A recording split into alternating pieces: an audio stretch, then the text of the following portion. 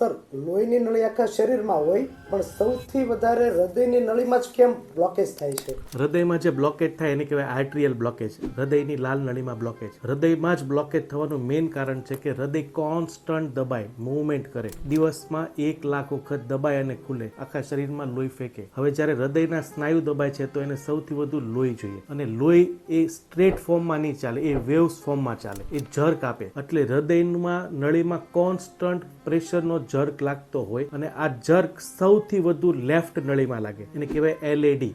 આ જ થકી આજે સૌથી વધુ પેશન્ટ એલએડી બ્લોકેજના હોય. તો તમારે અગર જાણવું છે કે આ ફોર્સ મારામાં લાગે છે કે નહીં, તો must do a coronary scan, કે જે બતાવી દે કે મારી નળીમાં જર્ક લાગે છે, ડેમેજ થાય છે કે બ્લોકેજ બને છે. તો must do CT coronary angiography EI model. તો આના માટે સીટી સ્કેન કરીને મેસેજ કરો, અમે એડ્રેસ મોકલીએ, ત્યાં કન્સલ્ટ કરીને આ સીટી સ્કેન વિશે જાણો અને આવા મિથ્યથી કે આવા ડરથી દૂર રહો.